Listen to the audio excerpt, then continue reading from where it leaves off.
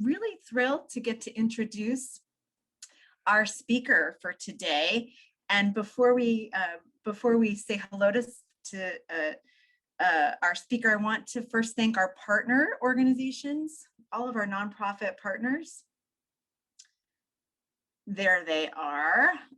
Welcome to all of you who are with us live or watching the recording, all of our partner organizations and all of our members for that matter. Well, great. Let me now get to introduce our speaker. I'm so pleased to jump into a great dialogue this morning with Reshma Sejani, the founder of the Marshall Plan for Moms movement. There's some really remarkable things that Reshma has done in her career. We're going to talk a little bit about some of those today. And if you want to do a deep dive into Reshma's bio, you can find it actually on the Mom Congress website, because Reshma has agreed to join our advisory board, which we're so thrilled about. So please take a look at the Mom Congress website on that advisory board bio sheet, and you'll get to learn more about Reshma. But Reshma, welcome. It's so great to have some time with you. Thank you for making time for Mom Congress. We know you're incredibly busy, and especially on the sort of PR circuit. Some of us have been watching you from a distance and an interview with Katie Couric recently and others. So welcome. And again, thank you for joining us. Oh, thank you, Joy, for having me. And I am so grateful for you and all the organizers that are part of Moms Congress. You've been fighting the fight for so long, and it's quite frankly my honor to be here. So thank you. Wonderful. Well, I thought it'd be fun to just talk a little bit about your background. To start by talking about your love for organizing and people and your run for Congress. So can we talk a little bit about how you got started and why do you love organizing people and getting involved in policy? So my parents actually came to the United States as refugees in 1973. They were two of 1,000 refugees who got status to come here from Uganda. So basically, in like 1972, this crazy dictator came to power in Uganda, and he like woke up one day and decided that all the Ugandan Asians were going to be expelled, and they had 90 days to leave the country or they'd be shot on spot. Oh my So God. even though both my parents were trained engineers, my mother sold cosmetics, my father worked as a machinist in a plant, and my dad, every night, he would take out these little Reader's Digest books. And they were all these books about these amazing like change makers, like Mahatma Gandhi and Eleanor Roosevelt and Dr. King. And my dad would read me these books, and there was something that just like Mhm. sparked inside of me, from a young age that like I wanted to be like them. Like I wanted to do something that was going to make the world a better place. And I think also having parents, who were refugees, and who this country saved their lives really instilled in me like this idea that I wanted to give back. And so I, grew up in a working class town in the Midwest, graduated $300,000 in student loan debt. Thought I would move to New York City and get a job at a fancy law firm and like pay off that debt in like a year or two. And that took a while, but my dream had always been to run for office.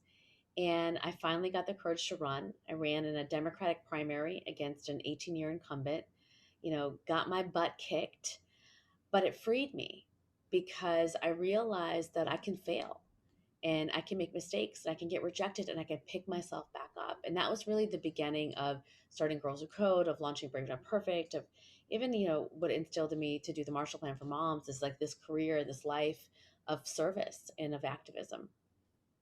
Oh my gosh, I love that. And what a remarkable story. I want to get my hands on those Reader's Digest versions of For our kids. stories about change makers. We got to find those, Reshma. Have you dug them up? No, it's so funny. I was visiting my parents, I think last week, and I still think he regrets throwing them out because I feel like I ask him every single time. But yes, I'm going to find them Wouldn't and get that be great? Let's get our hands on them.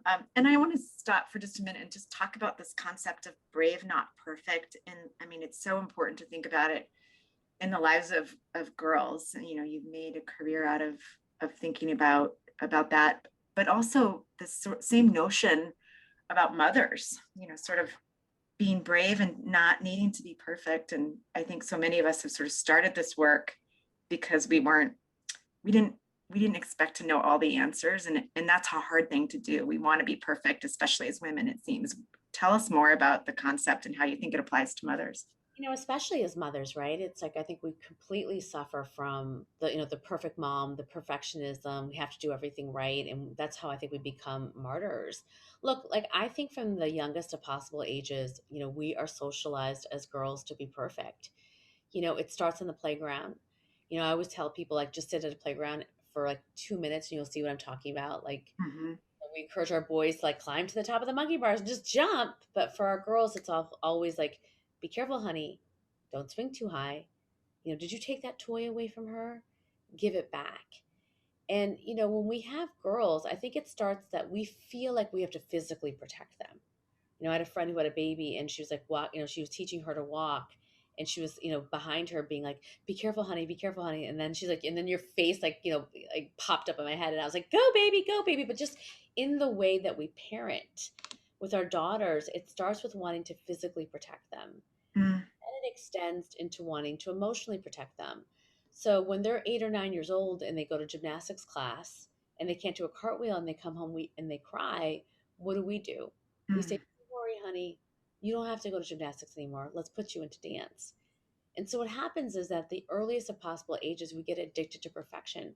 We get addicted to getting the answer right. Oh, and so we start learning how to give up before we even try. And you see how this plays out in every aspect of our lives. You see it in school. Studies show that when young women in college sign up to be an econ major, if they get a B in a single class, they drop out. Whereas boys, mm. like, I got a D, I'm running for president, right?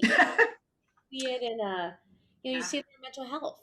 Women suffer from anxiety and depression at twice the rate of men. You see it in leadership. We all know that study that says, if you women will apply for a job, men will apply for a job if they meet 60% of the qualifications, and women don't apply unless they meet 100%. So, perfectionism, which we've been socialized to learn, is holding us back, and it holds us back from joy, and it holds us back from leadership. And so I Mm. think the antidote to perfectionism is bravery.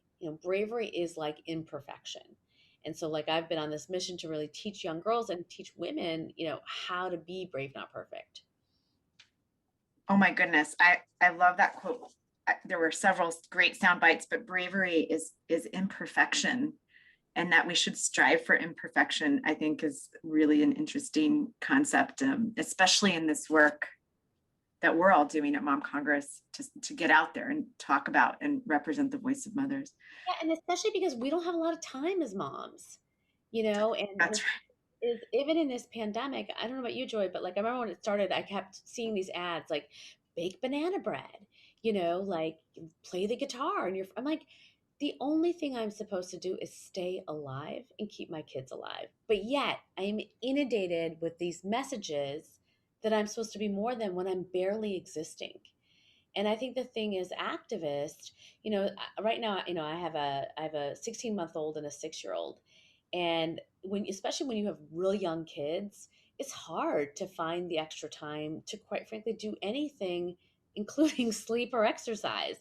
And so the work that we do is going to be imperfect because we just don't have a lot of time to cross a lot of T's and dot a lot of I's. And so you Yeah. have comfortable with imperfection if you're going to be a mom activist. Thank you for that. And folks, feel free to drop your comments and thoughts in the chat.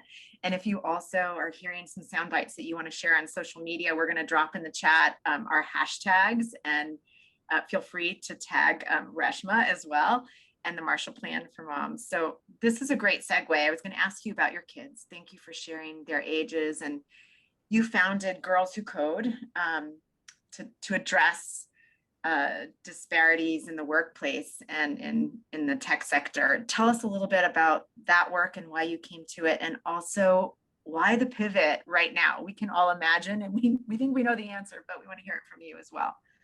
Yeah, I've spent the past 10 years of my life teaching girls to code. And it's a quite frankly a weird thing for me to do because I'm not a coder. I majored in poli sci and speech communications. I was terrified of math and science my whole life. But I believed in opportunity, and I believed in, like, for me it's like, education was how we marched into the middle class. Mhm. And 10 years ago when I looked at like what the future of our economy looked like, it was all these coding jobs. And when I looked at all the coding classes, there were no girls. There were no girls of color. There were no working class people. And so I started Girls Who Code as a way to be an equalizer in terms of opportunity. And what I learned is that, like, and I'm sure a lot of folks on this call have daughters, and we were little girls at one time. There's something about girls that they want to do, make the world a better place. They want to make a difference. They want to solve a problem. Like, maybe their brother's dyslexic and they want to teach him to read. Maybe their mother's obese and they want her to eat healthier, right? There's something in their world, their community, their family, that they see that they want to make it better. And so I really believe that coding and technology was this arsenal, this tool in your toolkit to be a change maker. And so now, 10 years later, we've taught 450,000 girls to code. We have 10,000 girls who code clubs across the country. Every county, every town, every parish, has a little girl, has a young girl who's learning how to code. Um, and so, so for me, like, this is an interesting pivot in that I'm spending my life at this moment trying to bring moms, from rage to hope. But in some ways, I feel like it makes a lot of sense given where I work at Girls Who Code. And so for me, the Marshall Plan for Moms, when I started last year, 2020, Girls Who Code had a Super Bowl ad. I was having my second child. I had went through 10 years of serious fertility issues. It was I had 5+ miscarriages. I was either pregnant or not pregnant, or trying to get pregnant, or like, I've always wanted to be a mom.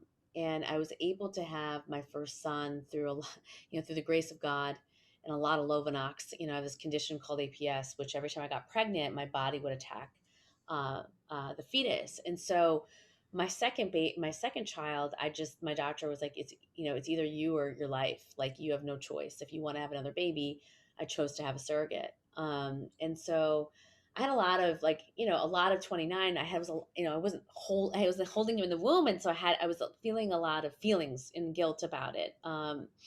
And so I was really looking forward to 2020. He was born January 25th.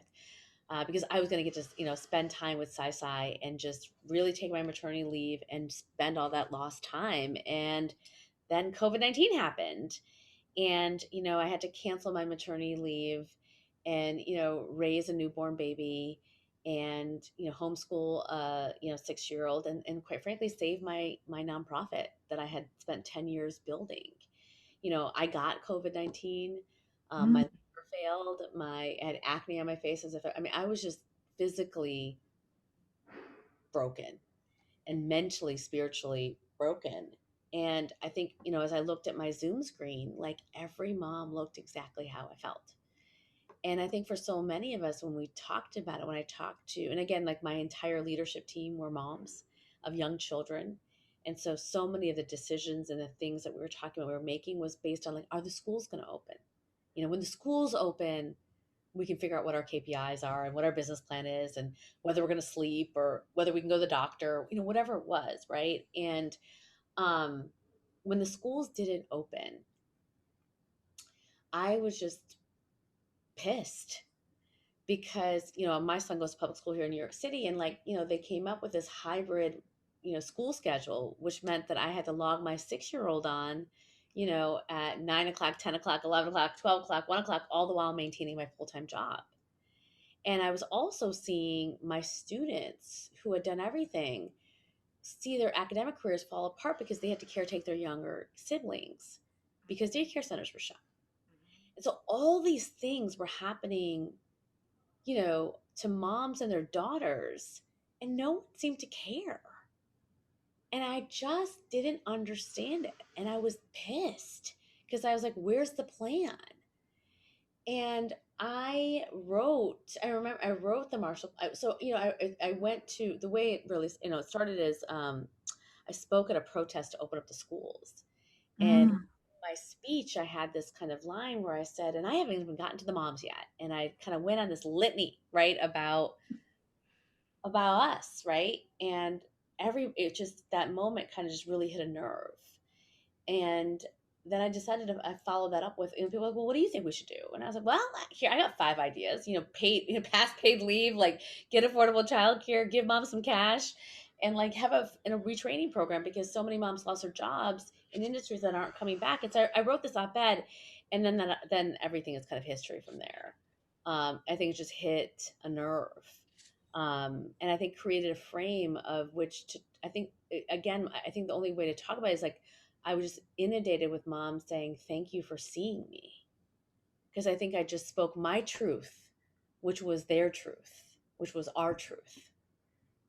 We were waiting for you, I think, to sort of drop from the sky, so to speak, right?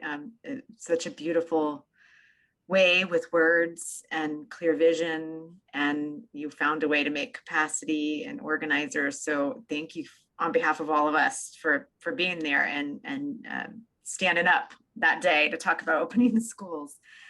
We needed you. That's remarkable. So let's move into the Marshall Plan for moms. It's a great segue. You gave us a bit of the framework, sort of the four bullet points. Before we unpack those 4 concepts in the Marshall Plan, though, I think it'd be helpful. Just some of our moms are younger, and I even had to look up again who is Marshall and what was the Marshall Plan. I know that term. Hold on, wait, don't. What I think it's my kid. 1 second, don't go anywhere. Don't. Go Oh, anywhere. got it. Yeah, real motherhood. So I'll tell the folks the Marshall Plan came out of World War II and was the U.S.'s effort to provide a recovery funds to Europe after World War II, and really was all about recovery. So if anyone else is like, why Marshall Plan? I mean, what we see Reshma and her team doing is this really remarkable marketing, and that's part of the movement, is remarkable marketing. And the Marshall Plan for moms, like, what is that? That piques everyone's interest. So I gave a little background about what was the original Marshall Plan. And Reshma, we love that there was a real motherhood moment. Some of the rest of us may have those too. So let's unpack those four concepts in the Marshall Plan. And I also, Reshma, when we spoke not too long ago, we really talked about how supporting mothers really shouldn't be a bipartisan, should be a bipartisan issue, a partisan issue. Dems and Republicans care about family. And so, just with some of those lenses and color, would love to kind of begin to unpack those 4 buckets. You talked about paid family leave, childcare, an investment, and even retraining. Let's unpack those. I'm muting myself. Sorry. So we know, right? So why Marshall Plan for moms, right? And the word for me came to this idea of like bombed out cities, right? And world, like the whole world has just blown up. And when you look at kind of what's happened to mothers in terms of our economic participation, our mental health, all that, it feels that way, right? It feels like the floor has just been pulled underneath us. And from a jobs perspective, and now it's just consistent, we've lost, over 5 million, women have left the workforce, over 2 million mothers. Our labor market participation is where it was in 1989. And this is very important because when COVID-19 started, we were 51% of the labor market. That was never in the history of the United States. So to lose that many jobs, lose 30 years of progress essentially in 9 months, it's not an on and off switch. So people always say, well, when everyone's vaccinated and the school's open, we'll go back to where it was. It doesn't work that way, because we already know that when moms take 1 year off, they lose 40% of their salary. So we don't live in a society, because we don't value motherhood, we don't live in a society that allows these on and off ramps. And so I, as we were all watching this happen, I was like, well, what's the plan to get moms back to work? Not in 30 years, but in like a year or 2 years or 3 years. And so it felt like to me, there's a couple of structural changes that we needed, right? And so number one, the reason why moms were leaving the workforce was because childcare. Daycare centers were shut. They couldn't let their parents back into their homes, right? they had to make all these choices, right? They had to go on the third shift. So they were being forced to leave, pushed out. So if we lived in a society that had affordable childcare, moms wouldn't have to make these trade-offs. I know this personally. I was a latchkey kid. My parents couldn't afford the $50 a week for childcare, and so I was just given a key and been like, and a lot of us were, right? So a lot of us have, make choices that we shouldn't have to make because childcare is so expensive in our country. And so we need a plan for affordable childcare, paid leave. So much of, if people had paid leave during those early months, we wouldn't have lost as many of our countrymen. So paid, we're one of the few nations that doesn't offer paid leave. In Norway, you have a baby, you get three years off in breast, milk and diapers, right? You get nothing. The average woman goes back to work after 2 weeks of having a child. And so those were two real big structural changes that we had to make. The third thing is every mom I talked to, my PTA was like, needed cash, and cash for different reasons. Money to pay diapers, money to pay the rent, money for food, but like money to pay for that extra after school class, right? People needed cash. And so this idea was very controversial of like basic income payments for mothers. Now it's come in the form of the child tax credit. But when we first brought it up, it was like, whoa, whoa, whoa, whoa, no, you can't give moms money, because I think on the left, the thinking is if you give moms money, they won't go back into the workplace. And that is not, that's not a good thing. And then finally, the fourth point of the Marshall Plan for Moms is because another reason why this COVID-19 so disproportionately affected mothers is because many women were in jobs that weren't pandemic proof, like healthcare, retail, education, jobs that aren't coming back. When you go shop and go into a store, it's changed entirely, right? There's so much more automation and how you buy stuff. And so what about all of those women that were working in retail, you know, that are dependent on these jobs? Because 70% of low income families are run by a single breadwinner. That is often a woman, and that is often a woman of color. What are we going to do to support her in this economic recovery? So those were some of the tenets, right? And those were just, again, a platform to talk about things. And then, as it's evolved, so now we had two bills introduced in Congress, one by Congresswoman Grace Meng, one by uh, um, Amy Klobuchar, Senator Klobuchar. And then we've had a handful of bills and resolutions introduced, in city councils and in states. Okay, sorry, I live in New York City, and it's like, and I think part of what these bills have been is like, how do we create a task force so we can keep our eyes on what the recovery looks like, to make sure that we are making the right interventions and getting mothers back to work or getting them the support that they need, you know, at this moment. That's great. Thank you for that background, and that, we've seen a lot of this work is really anchored in how to support working mothers. I also, I love that this is about support for motherhood generally as well, and that recognition that there's no honor in this work in the United States, right? And that's a huge gap.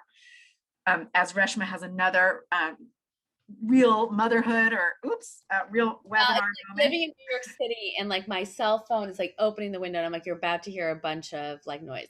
Yeah. That's right. So Joy, it's funny. My big takeaway, or my big aha in this too, is that we trivialize motherhood in this country. We don't actually, we don't, we should be terrified that there are 500,000 less births this year, that every young woman I talk to does not want to have kids because it's too expensive. And we don't want to become Japan, right? And so that means that we have to honor motherhood and give mothers the support. So maybe you choose to go back to work, maybe you don't, but Mhm. that's your choice. And I think that we have got to rethink structure. And so part of the thing that I've been really nerding out about and recognizing is it all goes back to not valuing the unpaid labor that is done at home, Mhm. the domestic work that is done at home, and recognizing that so much of the feminist movement was focused on the workplace. Well, if you have a mentor and if you have a sponsor, you will be free. And that was actually the wrong conversation. The right conversation was like, how have we set up structures in society such that we don't actually give women are still doing 86% of the labor at home, and actually not having the mind share and the time to have that freedom to do what they want to do with their life. And that's really about equality. And it's really about the conversation about gender justice in the home. Love this. And it's about finding joy in whatever work you choose, whether it's workplace, out of the home or in the home, and just feeling supported either way. There's this concept that we've been tossing around. I'm curious to get your thoughts on this sort of like ratio of adults to children, and so like I feel like in America, there was already a lot of distress and dysfunction in the home, and we were afraid to talk about the dysfunction often, right? In all homes, right? Particularly low income homes, but not excluding working family homes where there might have even been high incomes if there wasn't a plan for childcare, right? Like who's really going to care for the kids? And I think we're starting to hear some of that from some really remarkable working women as well. What do you think about this sort of ratio of adults? Like something's got to give, right? And Yeah, I mean, I you should think have a choice. even if you're in a highly resource, look, I have a lot of resources, but my boys still want me. They still want mommy to do it, right? Not even not even not haul my husband, me. So I think the point is that you can't outsource motherhood. That's not always the solution, right? It might be the solution for some, but again, especially I think for low income mothers, how do you actually give them also the space, the time, the resources to feel like they're actually raising their children too, if that's what they want? And so Absolutely. I think we're not, that is to me the conversation that we kind of need to be having. And dads too, the interesting thing is that we thought by calling it parental leave that all of a sudden we would get to equality. And the reality is 70% of dads take less than 10 days off. 3 of those days are in the hospital. So like, we don't have a cultural, we don't have a cultural conversation. We still have a definition of what it means to be a man. Workplaces, we want to hire the guy that does little league, but then when men's fathers say I'm taking 3 months off, we say, well, what are you doing for 3 months? What Mm-hmm. it's not valued. And so I just think that there is beyond the legislation, there is a national reckoning that needs to happen, around motherhood. And it is interesting, and I think the opportunity for it to be bipartisan. Like I always say, whoever wraps their arms around moms wins in the midterms and in the next presidential. But there is an opportunity for us to kind of learn about identity, about honoring who we are from one another. My sister lives in Georgia, and every time I go, she's got this like gang of soccer moms, and they proudly wear their soccer mom hats, and like their motherhood is so part of their identity. And I am a New York liberal woman. I got 1,000 feminist t-shirts in my closet. Not one I'm a mom t-shirt. Not one. And so like, but now if you were to ask me, Joy, the title that I'm the most proud of is mom. That's the one. And that was a epiphany, a gift from COVID, right? Because I do think that what we have gone through, what we have went through, what it was such a test of strength and courage, um, and resiliency. Mm-hmm. And so there's a pride in that, right? But there's still, I think, in some places, in some political spaces, there's a fear of identifying or, as a mother. And there's an instinct, well, what about the dad? Like it's funny. I had a friend who's she runs this amazing motherhood center. And we were having we were talking about this, and she says, when I go to places and I talk about uh postpartum and how moms are suffering from mental health, the first 3 hands raised are for moms saying, well, what about the dads? And she's like, damn, like we can't even have postpartum depression. Like, can we have anything? Right. It's so, it's like, it's so interesting. So interesting. Like We even know those folks, by the way, and we agree. So Catherine and Paige at the Motherhood Center in New York. yes, Um, yes, Paige. that's right. Great. Yeah, it is. It's like, why can't we have our moment? And there's some bleeding happening here. And let's start somewhere, and let's start with moms, right? We're not excluding fathers, but let's start with moms. Yeah. Well, thank you for sharing that, and also for sharing your personal experience with miscarriage. And there's many women on the line, or will be watching this recording. Mom Congress was founded by these women who had similar experiences and didn't feel heard and neglected and had difficult pregnancies, maybe even near misses.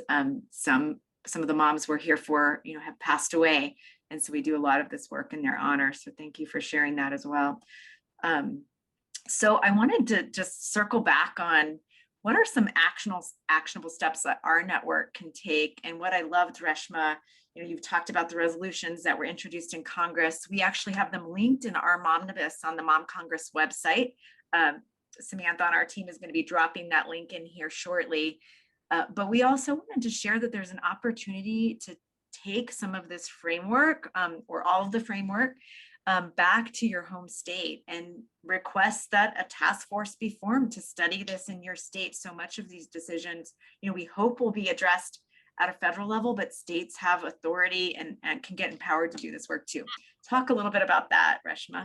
Look, and I think blue states and red states, right? And so, I think the frame is the frame. Like if in your state, it's people are not going to rally around basic income payments for mothers, or that's fine, right? But I do think what at the core, what we need in both localities and states is a task force that is looking at the economic recovery of mothers and figuring out what we need to do to support moms to get back into the workforce or to choose to be moms, whatever that is. And so I think having the emphasis and the focus on mothers and thinking about what are we doing to support them at this moment is really important, because you cannot change what you cannot measure. So if you're a state that 30% of moms are out of work, or don't have the resources, I think calling attention to that, measuring how you're doing, how your interventions are doing, and being intentional about it is really important, and really powerful. That's great. And it can look different in every state, as you mentioned. That's why a task force is important. Yeah, and that's why we wanted the umbrella of Marshall Plan for Moms vision. It is not a white paper about these are the 10 things you have to do. It is a vision, right? It is a bold kind of statement that yes, we need, and what it's saying is we need to center mothers in the economic recovery. That it's been that bad for us, that we have been disproportionately affected, and that's just facts. And and that means that something is broken. Like when one segment of the population is disproportionately affected by a global pandemic, and wait, I mean, there is an entire population that didn't infect them. Yeah. That is not the case for moms. Whether they're black, whether you're white, whether you're rich, whether you're poor, whether you're working class. I mean, moms across the board have been dramatically impacted. And one of the things that we're doing at the Marshall Plan for Moms, which I'd love to send to you, and I'd love for everybody to participate, is we're creating a story bank of mom stories from across the country. And because there's something to say when we say, oh, well, 2 million women have left, 2 million moms have left the workforce, or there isn't, people need to feel emotionally connected. Who are these women? What were their dreams? What were the things that they lost? What have they gone through? People need to actually see us as people. I mean, that's a thing. Like, I know I feel this way sometimes in my home. Oh, mom's a superhero. Mom's, mom, it's got it. And it's like, I'm a person too, guys. You know what I mean? I might be tired. I might be having a I bad don't day, want to be a superhero, right? I'm forced to be. right? That's And so great. forcing people to hear our stories. Yes, I was a mom. I was training to be a nurse. I was a substitute teacher and Uber driving on the side, and I had to give that all up, to homeschool my child and to dig into my savings. I no longer can be all of those years that I had saved away to be, to be a nurse, gone. People need to feel that, hear that, see that, know who we are. So we're not just these like, fictional superheroes that nothing bothers us and it doesn't matter. We just kind of pick up and move. So again, it's like it's we need to change our brand to be That's more. great. It's great. And I know a few folks on the Mom Congress team are agreeing and getting excited because several moms, probably many of them on the call today, actually did share their story and shared their story one-on-one meetings with their own congressional members or senators. So we've got some of those stories to share with you too, Reshma, and would love to bring them to life through video as well, and really make them widespread. So we'll stay in touch about that. For those of you that are interested in like going deeper around, boy, I'd love to get this idea of a task force for a Marshall Plan for moms to my state. We are dropping in, if we haven't yet, into the chat, a link to the Mom Congress blog post about the Marshall Plan for Moms, which includes a hyperlink to a resolution that can be used as a framework. It's the New York resolution. Again, just a starting point, and your state can do this very differently.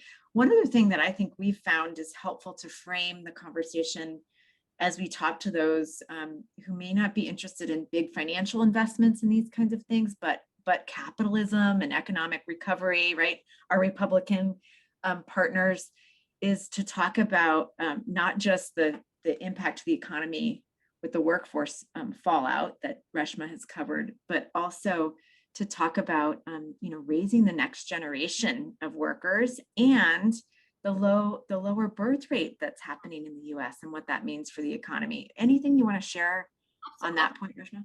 Absolutely, that's the flip side, right? Like, I think we have to just be honest about the fact that, like, when you talk to the next generation, they don't want to have kids. And they don't want to have kids because they don't want to have kids. They want to have kids. When I talk to them, they said, because I want my freedom.